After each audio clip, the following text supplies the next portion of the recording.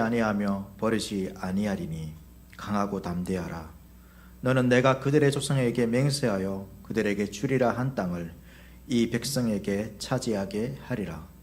오직 강하고 극히 담대하여 나의 종 모세가 내게 명령한 그 율법을 다 지켜 행하고 우로나 좌로나 치우치지 말라. 그리하면 어디로 가든지 형통하리니 이 율법책을 내 입에서 떠나지 말게 하며 주야로 그것을 묵상하여 그 안에 기록된 대로 다 지켜 행하라. 그리하면 내 길이 평탄하게 될 것이며 내가 형통하리라. 내가 내게 명령한 것이 아니냐. 강하고 담대하라. 두려워하지 말며 놀라지 말라. 내가 어디로 가든지 내 하나님 여호와가 너와 함께 하느니라 하시니라. 아멘. 2025년도라는 새로운 한 해가 이제 시작되었습니다. 우리가 지난 연말에는 좀 큰 사고와 또 혼란스러운 그러한 시기가 있었지만 아직 그러한 상황이 정리는 되지 않고 이 새로운 한 해를 맞게 되었습니다.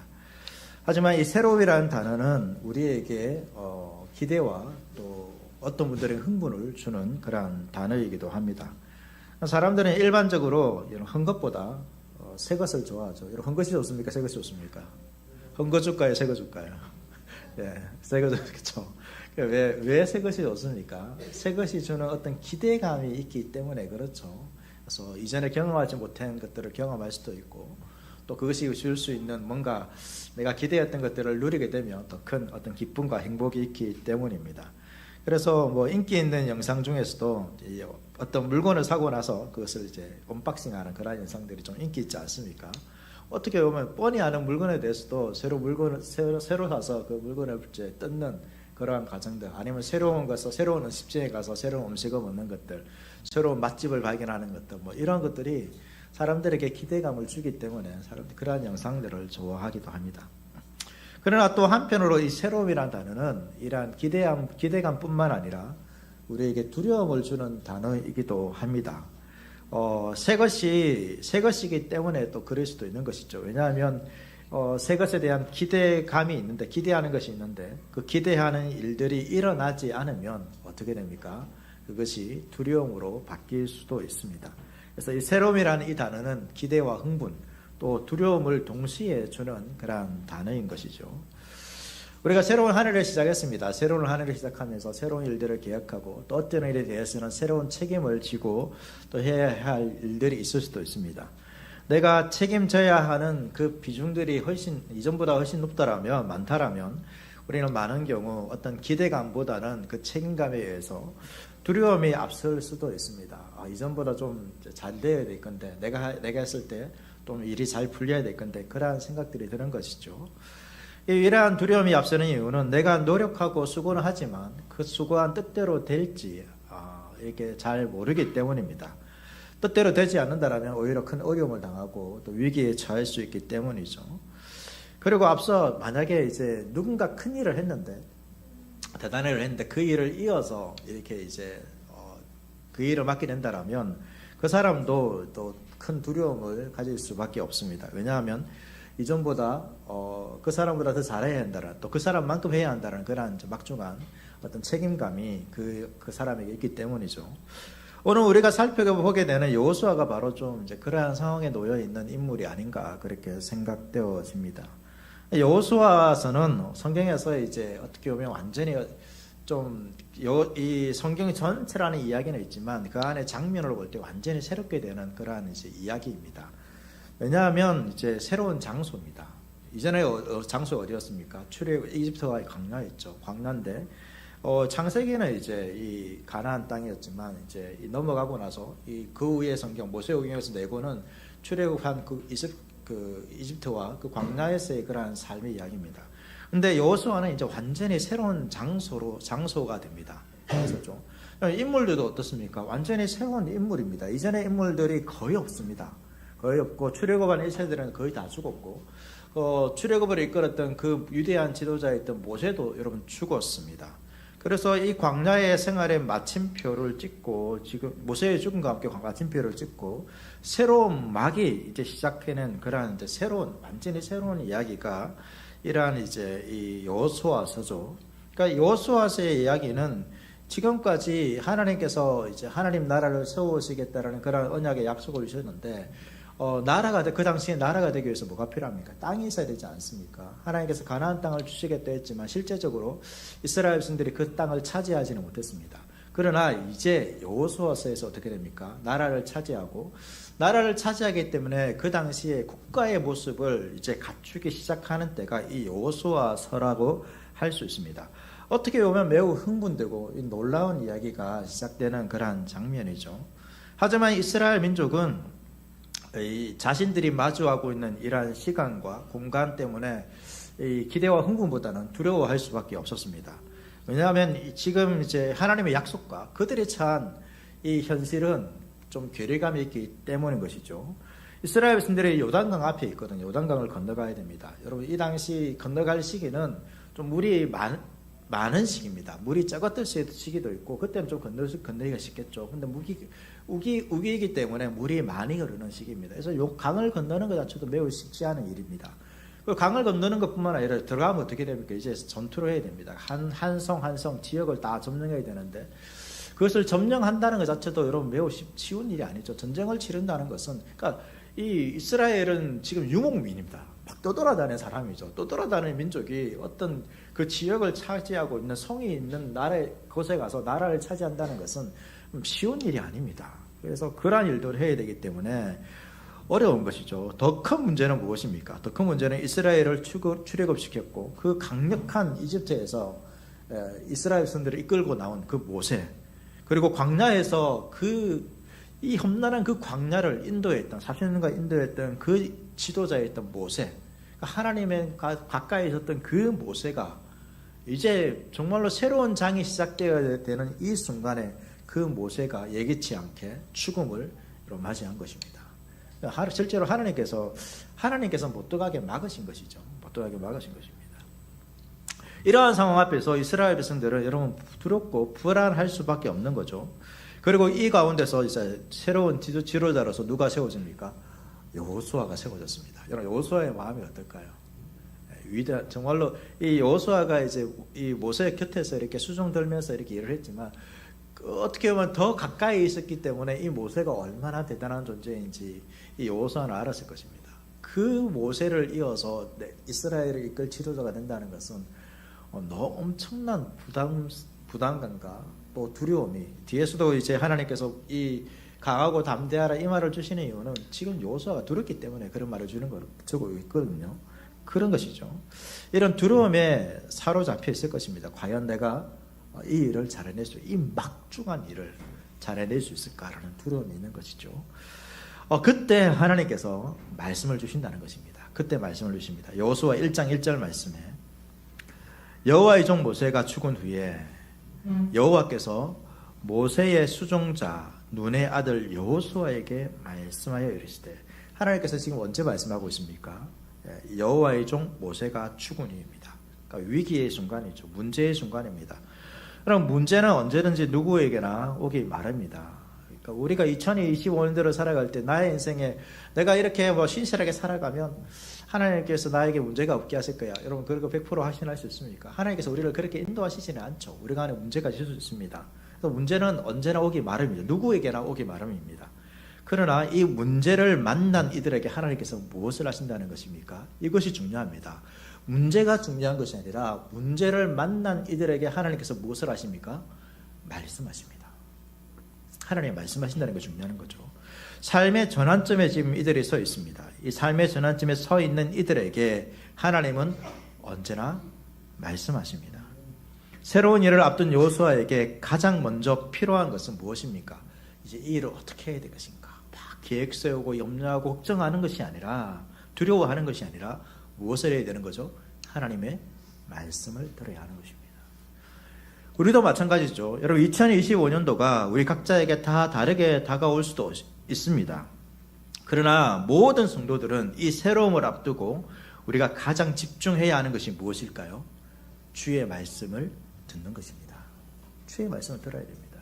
어떻게 할 것인가 계획을 세우는 것도 중요하고 준비하는 것도 중요합니다. 그러나 그것 이전에 중요한 것이 뭐라는 거죠? 주의 말씀을 듣는 것입니다. 그래서 내일 저녁부터 신년 특별 기도회가 있습니다. 이 타이밍이 멋지지 않습니까? 여러분 새해를 시작하면서 하나님의 말씀을 들으십시오. 하나님의 말씀을 듣고 그 말씀을 붙들고 여러분 기도합시다. 그렇게 1년을 준비하는 것이죠. 하나님, 그러니까 그 한 주간만 준비하는 것이 아니라 우리가 첫 주간을 주님께 드림으로 뭐 하는 거죠? 처음 것을 드린다는 것은 어떤 의미였습니까? 이 모든 것을 주님께 드린다는 거죠. 2025년도를 모든 주님께 맡겨드리겠습니다.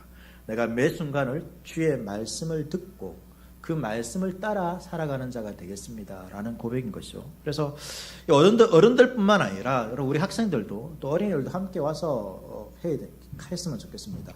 어른들이 아이들에게 가장 신앙에 좋은 교육으로 해주시는 것은 어떻게 하는지 보여주는 것입니다.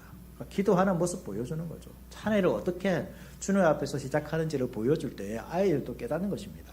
어른들이 헌금 드리고 준비하는 그런 과정들, 말씀을 읽고 묵상하는 그 모습들을 가정에서 보여주는 것, 하라고 말하는 것보다 더 좋은 교육은 보여주는 것입니다. 보여줄 때 우리 자녀들이 또 잘 자랄 수 있게 되는 거죠. 그래서 어른들뿐만 아니라 하늘의 모든 식구들이 함께 하나님의 말씀을 듣고 기도로 이 한 해를 시작할 수 있기를 축복합니다. 하나님께서는 이제 이스라엘 민족에 닥친 문제를 해결하시기 위해서 이 여호수아를 새로운 지도자로 세웠죠.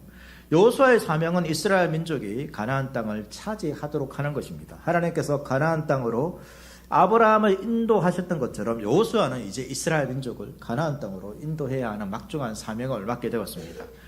그리고 하나님의 말씀처럼 이스라엘 민족이 가나안 땅을 차지하도록 이 모든 것들을 다 책임지고 이끌어야 되는 자가 이제 여호수아죠.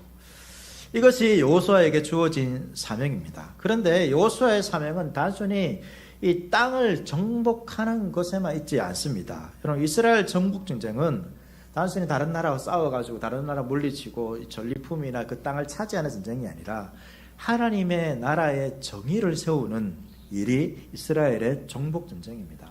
그러나 힘 있는 자가 약한 자를 몰아내는 것이 아니라 하나님께서는 그 땅의 악한 민족들을 추방하시고 하나님의 정의를 따라가 살아갈 백성을 거기에 거주하게 하실 목적으로 이 정복 전쟁을 시작하라고 명령하십니다. 어떤 분들은 이 여호수아의 정복 전쟁을 좀 싫어합니다. 믿는 사람들 중에서. 왜? 너무 잔인하기 때문에. 다 죽여버리거든요. 너무 잔인한 것이죠. 그러나 왜 이렇게 하신 것입니까? 하나님께서 그냥 갑자기 이렇게 하신 것이 아닙니다. 이미 아브라함에게 약속을 주셨죠.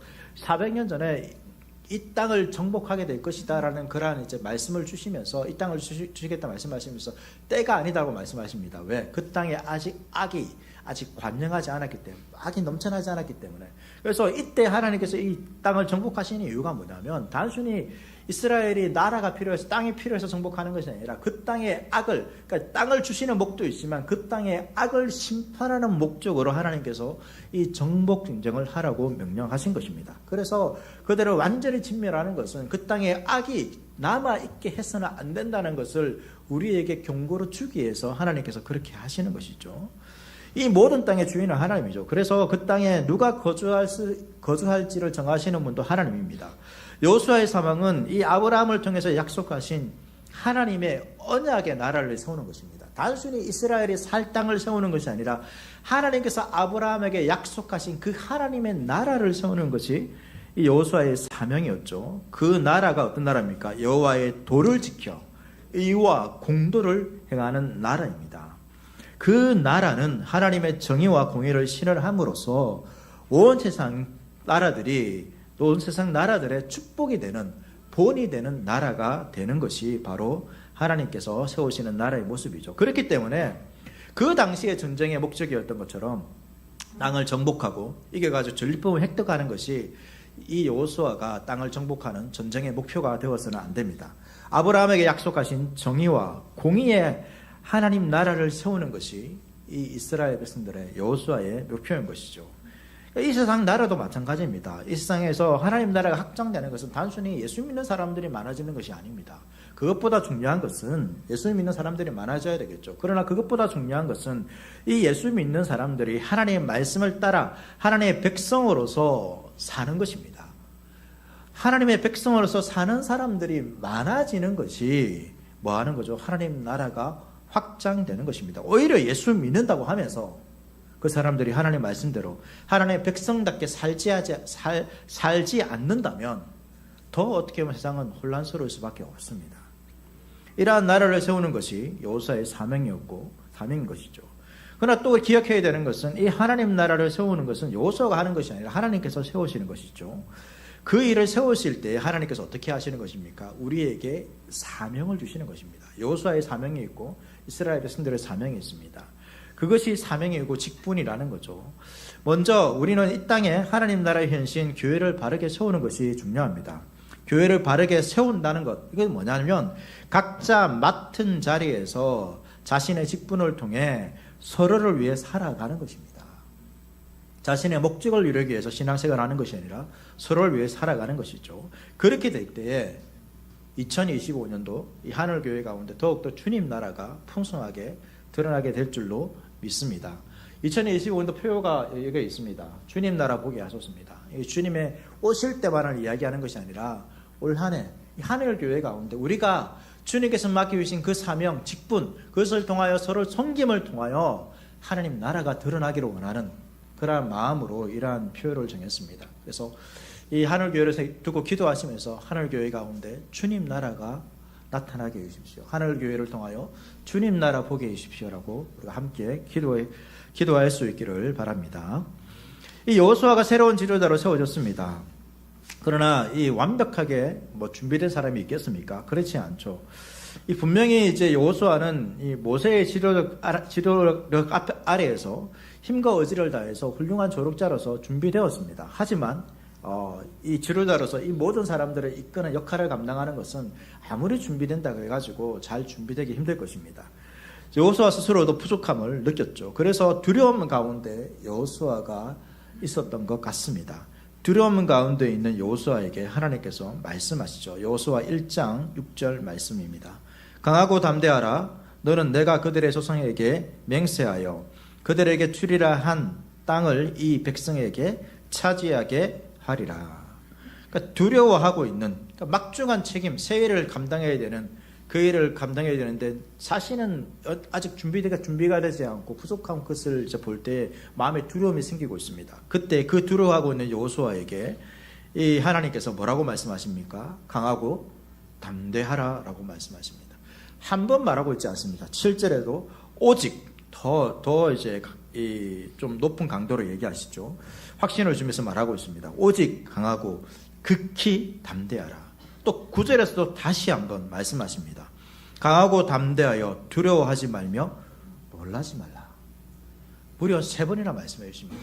그러니까 이 한 짧은 1절에서 9절의 짧은 본문이고 또 그 본문 안에서도 함축적으로 각각의 절마다 6, 7, 9절마다 하나님께서 여호수아에게 강하고 담대하라, 강하고 담대하라, 강하고 담대하라고 말씀해 주고 있는 것이죠. 여호수아에게 가장 필요한 말씀을 지금 해주고 있는 것입니다.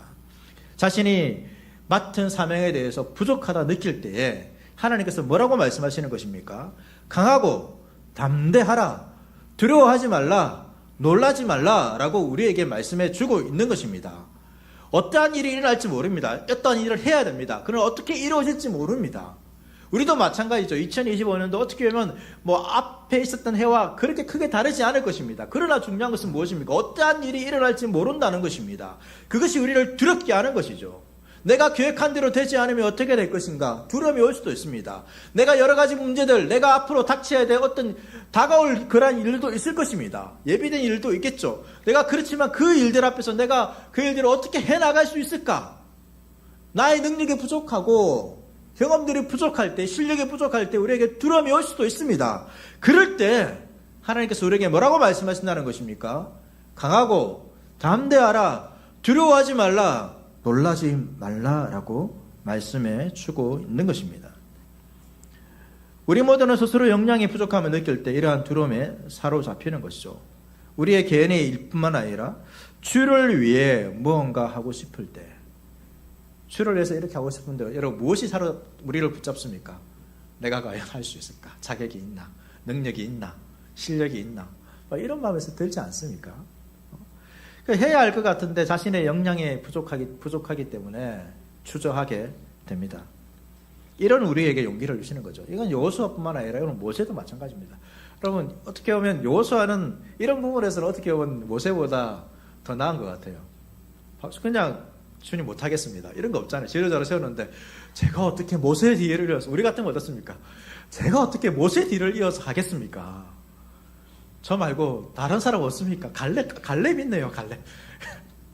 그러지 않겠습니까? 우리가 그렇잖아요. 뭐 맡기면 제가 어떻게 하겠습니까? 보니까 저게 박지사 있는데요, 박지사. 막 이러지 않습니까? 이집사 있고 뭐 이렇게 다른 사람 얘기하는데 이런 부분에서는 모세는 어떻게 합니까? 저 못합니다. 저 죽어도 못합니다. 막 그러지 않습니까? 하나님께서 그런 우리를 잘 아시죠. 그런 우리를 잘 아시기 때문에 강하고 담대하라고 말씀하십니다. 우리는 때로는 너무 완벽한 그러한 조건 하에서만 모든 것을 할 수 있다라고 그런 생각을 할 때가 있습니다. 그러나 우리의 모습은 항상 부족하고 여러분 미약합니다. 그렇기 때문에 우리에게 필요한 것이 무엇입니까? 하나님이 필요한 것이죠. 하나님께서 우리와 함께 하십니다. 강하고 담대하라고 하시죠. 하나님께서 이렇게 말만 하실까요? 말만 강하고 담대하라 이렇게 하지 않습니다. 우리는 어떻습니까? 내가 더 도와줄게. 그런데 그 도와줄 수 있는 부분도 있지만 도와주지 못하는 부분도 있잖아요. 때로는 말뿐인 순간도 있습니다. 그런데 하나님은 어떻습니까? 내가 너를 도와줄게. 강하고 담대해.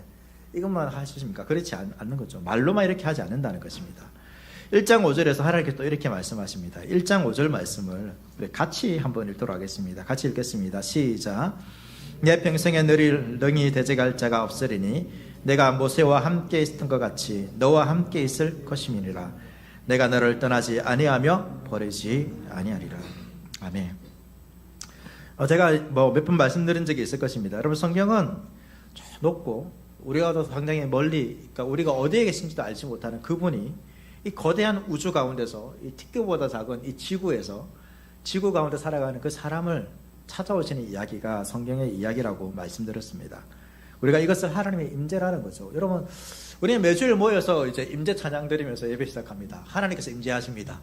여러분, 이 말은 엄청난 말입니다. 함부로 할 수 있는 말이 아닙니다. 쉽게 할 수 있는 말이 아닙니다.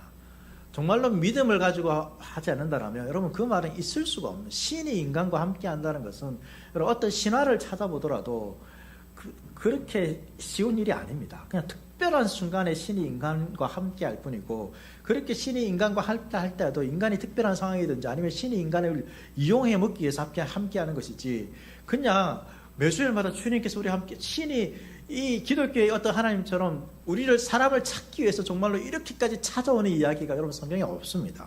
하나님의 임재라는 것은 여러분 놀라운 이야기입니다. 하나님의 함께 하심이라는 것은 여러분 놀라운 것입니다. 하나님께서 우리와 함께 하신다는 것은 여러분 우리의 인생에서 그 어떤 일들보다 가장 크게 놀라운 일들이고 축복이고, 그냥 어떻게 보면 이것이 얼마나 큰지를 안다라면 우리는 이것을 그냥 다 끝이 나야 됩니다. 다른 것이 필요 없습니다. 우리 인생에서 하나님의 임재, 하나님의 함께 하심, 이것이 또 우리가 내자로 임마누엘이라고 부르지 않습니까? 초월적인 존재가 여러분 우리 가운데 오셨다는 이야기, 이것은 매우 신비로운 것이고 두려운 이야기입니다. 그러나 그 하나님께서 왜 오시는 것입니까? 왜 오신 것입니까? 우리를 이용하기 위해서, 다른 신화에 나오는 것처럼 사람을 이용하기 위해서 오시는 것이 아니라 내 편에 대해서 나와 함께 하시기 위해서 이 땅에 오시는 이야기가 성경의 이야기인 거죠. 그렇게 하나님께서 우리와 함께 하시면 우리는 어떤 존재가 되는 것입니까? 특별한 존재가 되는 것입니다. 신적 능력을 가진 자, 우리가 영화에서 보는 것 같이 히어로처럼 여러분 그런 능력을 가진 특별한 존재가 되는 거죠. 우리 각자는 여러분 특별한 존재가 되는 것입니다. 왜 특별한 것입니까? 우리의 능력이 아니라 우리에게 누가 오셨기 때문에, 하나님께서 오셨기 때문에, 하나님께서 우리와 함께하기 때문에 우리 모두는 다 특별한 존재가 되는 것입니다. 여러분 여호수아는 개인적으로도 어떻게 보면 이스라엘에서 신앙이 뛰어난 인물이죠. 대단한 존재일 수도 있습니다. 그러나 아직 모세와는 비교될 수 없는 존재죠. 새로운 지도자로서 가나안 정복이라는 사명을 앞두고 여호수아는 두려움에 사로잡히는 연약한 존재였을 뿐입니다. 그런 존재였지만 하나님께 함께 하심으로, 하나님께서 그와 함께 하심으로 그는 어떤 존재가 된 것입니까? 특별한 존재가 되는 것입니다. 특별한 신앙으로서 여러분 특별한 존재가 되는 이유는 그냥 우리 개인이 대단한 신앙과 믿음을 가졌기 때문이 아니라 우리 가운데 누가 계시기 때문입니까? 하나님이 계시기 때문에 우리가 특별한 존재가 된다는 것을 여러분 꼭 기억하십시오. 구약에서 하나님께서 누구와 함께 하신다는 것은 그 사람이 하나님의 사신 대사처럼 여기겠다는 것입니다. 그 사람들이 선지자였고 세상이었고 왕이었습니다. 오늘 본문에서는 여호수아와 함께 하신다 이것을 강조하는 이유가 뭐냐면 여호수아가 하나님의 사신이 되어 하나님께서 모세와 같은 지도자가 되어서 이스라엘 백성을 이끌어 가는 존재라는 것을 확증해 주는 사건입니다. 그리고 이 택하신 이들과 함께 하나님께서 뭐 하십니까? 함께 하심을 통하여서 강하고 담대하라고 용기를 주시는 거죠. 말만 하시는 것이 아닙니다. 내가 너와 함께 하겠다는 것입니다. 여호수아에게 내가 너를 떠나지 않겠다라고 말씀하시는 것입니다. 2025년도 첫 주일입니다. 여러분 이 첫 주일을 시작하면서 우리에게 가장 필요한 것이 무엇입니까? 새로운 시작을 앞두고 우리에게 가장 필요한 것은 하나님이 우리와 함께 하신다는 것입니다. 이 믿음입니다. 하나님은 우리와 함께 하기 위해서 뭐 하셨습니까? 우리와 함께 하기 위해서 뭐 하셨습니까? 자신의 모든 것을 버리고 이 땅에 오셨습니다. 이 땅에 오셨습니다. 이런 누군가 함께 하고 싶어서 자신의 모든 것을 버리는 사람은 그 사람을 뭐 하는 사람인 것입니까? 사랑하는 사람입니다. 사랑하기 때문에 그렇게 할 수 있는 거죠. 사랑하지 않는다면 그렇게 할 수가 없었습니다. 임마누엘 하신 거죠. 하나님이신 예수님께서 이 땅에 오셨다라는 그 사실, 그분이 죄인인 우리를 대신하여 죽었다는 그 사실보다 하나님께서 우리와 함께 하신다는 놀라운 증거는 없습니다. 모든 것을 다 버리고 이 땅에 오셨고 이 땅에 오셨을 뿐만 아니라 정말로 우리와 함께하기 위해서 자신의 생명을 다 버리셔서 십자가에 죽으셨습니다.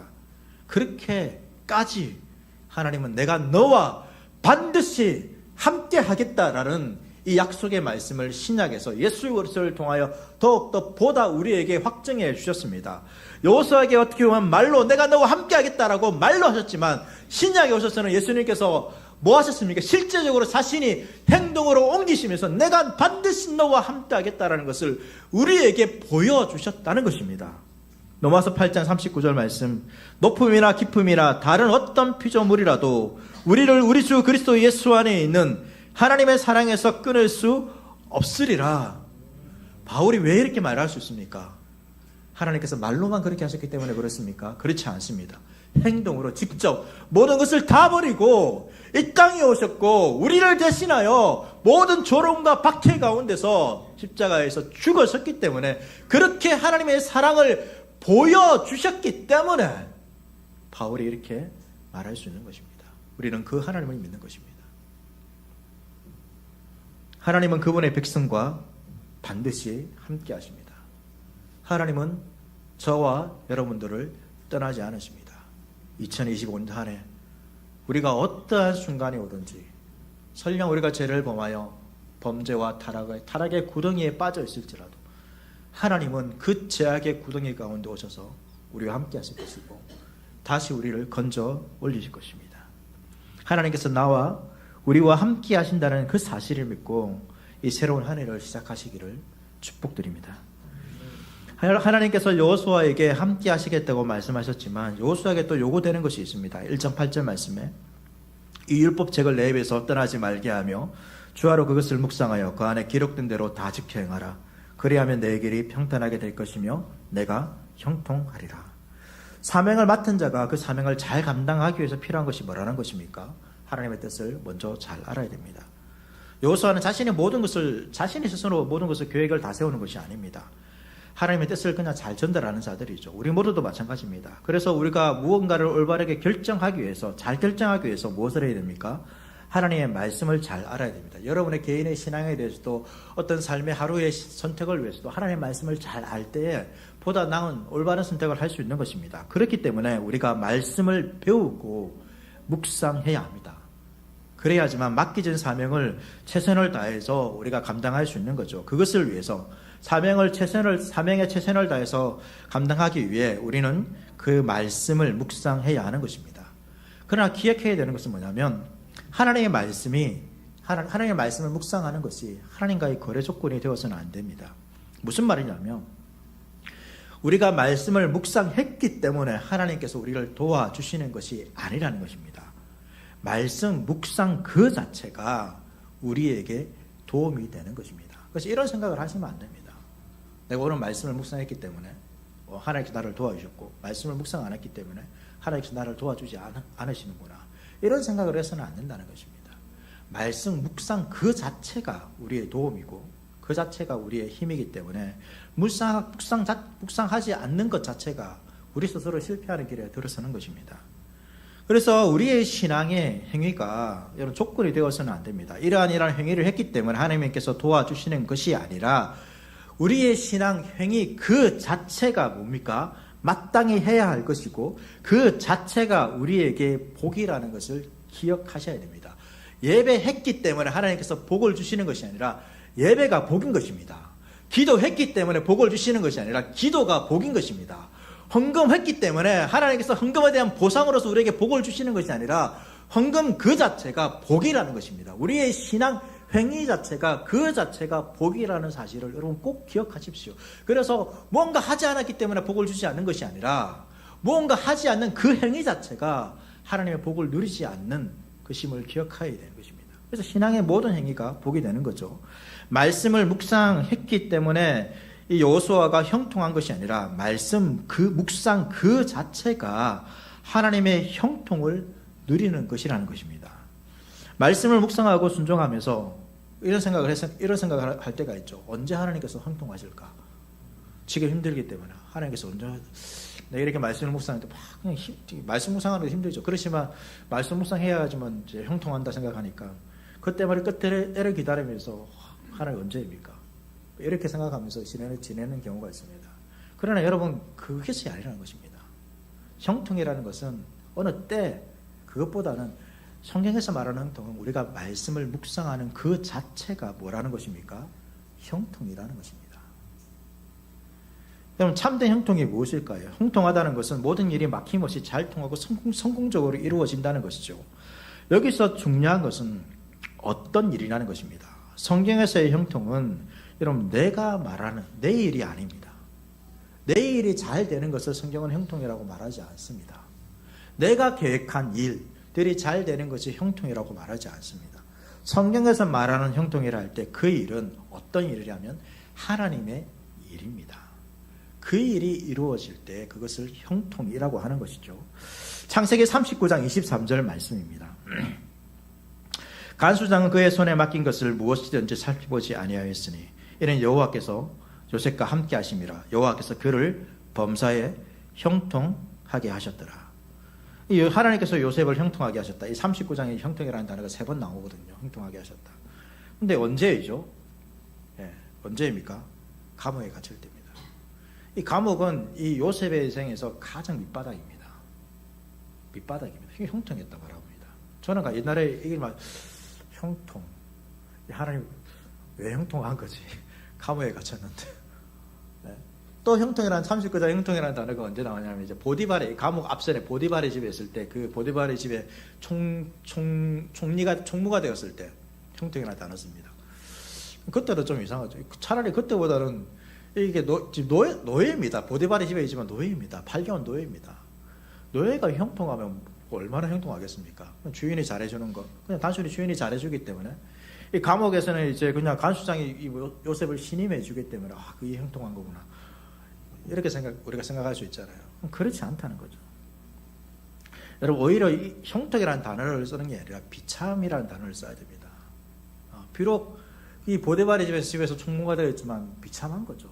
아버지 형제에 의해서 자기가 팔렸다. 그럼 이것은 가족에게 자신이 팔린다는 것은 엄청난 사건입니다. 그렇지 않습니까? 만약에 트라우마가 남는다라면 이거는 지울 수 없는 그 가족과 이렇게 그냥 문제를 해결할 수 없는 그 상처가 됩니다. 그래서 어쨌든 요셉이 보디발의 집에 팔려왔어요. 그런데 그 가운데서 하나님 뜻대로 말씀에 순종하면서 살면서 그 집에 총무가 되었습니다. 잘했잖아요. 하나님 그렇지만 내가 그래도 여기서 내가 주의 뜻대로 살겠습니다. 그럼 어떻게 됩니까? 형통했다는데 형통했다고 했는데 그 다음 사건이 뭡니까? 보디발의 아내에 의해서 누명을 쓰고 감옥에 갇힙니다. 여러분 마음이 어떨까요?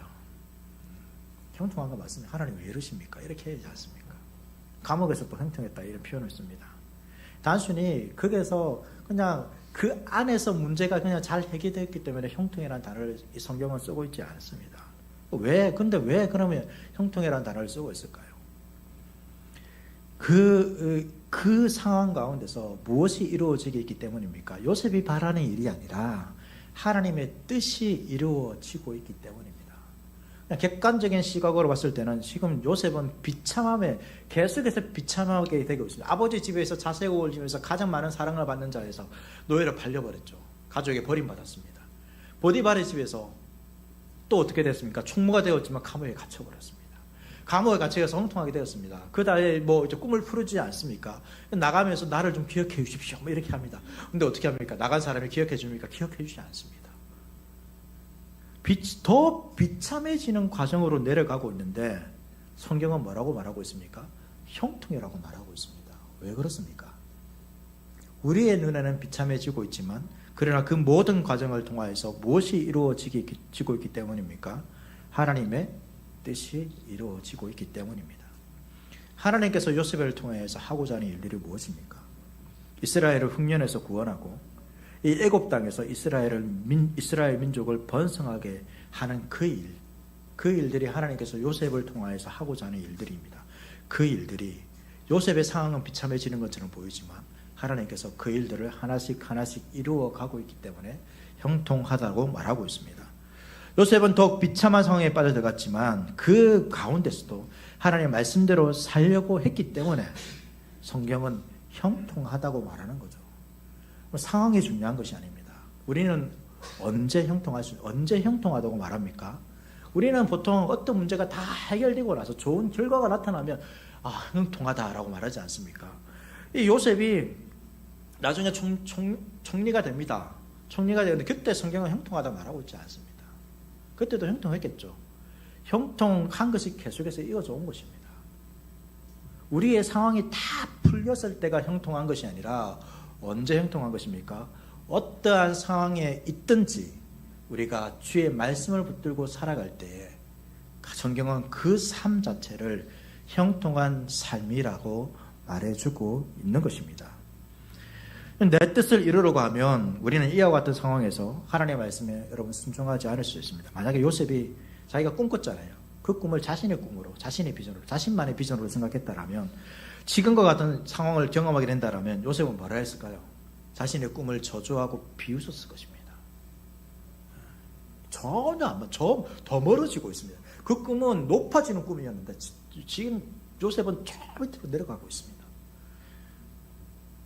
그런데 그것이 나의 꿈이 아니라 그것이 하나님의 꿈이라면 하나님께서 반드시 그것을 이루어 가실 거라는 하나님이 어떠한 분이신지 알고 하나님께서 그 약속에 대해서 신실하신 분이라는 것을 우리가 믿는다라면 하나님의 꿈이라면 하나님께서 그것을 이루어 가실 거라는 것을 믿을 수 있는 것입니다. 요셉은 아마도 그것을 믿었을 것입니다. 그리고 그 믿음이 있었기 때문에 그가 점점 내려가는 그 상황 속에서도 하나님의 말씀에 순종하였고 하나님의 뜻대로 살려있고 그렇기 때문에 요셉의 그 삶에 대해서 성경은 형통하다라고 말해주고 있는 것입니다.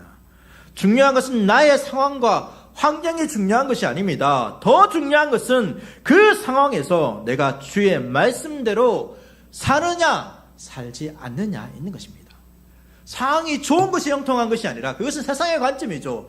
우리가 어떠한 상황 가운데 있든지 내가 주의 말씀 붙들고 살겠습니다. 내가 자로나 우로나 치우치지 않겠습니다. 날마다 그 말씀을 취하러 묵상하며 그 말씀 붙들고 살겠습니다. 그렇게 살아가는 그 삶을 성경은 뭐라고 말하고 있냐면 형통이라고 말하고 있는 것입니다. 올 한 해 한국의 모든 성도님들이 형통한 삶을 사시는 그 축복이 있기를 바라겠습니다. 모든 분들이 형통할 수 있기를 원합니다. 다 일들이 잘 되기를 바람이 있습니다. 그러나 우리 인생이 때로는 그렇지 않은 경우도 있잖아요. 그러나 성경은 무엇을 말해주고 있습니까? 그렇지 않은 경우에도 세상은 그렇지 않습니다. 그 방법이 없습니다. 문제가 해결되지 않으면, 문제가 있으면 그 사람은 문제 있다고 하지 형통하다고 말하지 않습니다. 그러나 성경 하나님의 말씀은 그러한 상황에서도 신자는 형통할 수 있다라고 말해주고 있습니다. 이 율법책을 내 입에서 떠나지 말게 하며 주야로 그것을 묵상하여 그 안에 기록된 대로 다 지켜 행하라. 이것이 형통이고 복 있는 사람이라는 것을 기억하시고 이 형통함을, 복을 누리는 모든 하늘교회 성도님들 될 수 있기를 축복합니다. 말씀을 정리하겠습니다. 2025년도가 시작되었습니다. 기대도 있고 두려움도 있습니다. 두려움 가운데 계신 분이 있다면 하나님의 함께 하심을 믿고 말씀을 붙들고 사시기를 바랍니다. 주님께서 저와 여러분의 삶을 형통하게 하실 것입니다.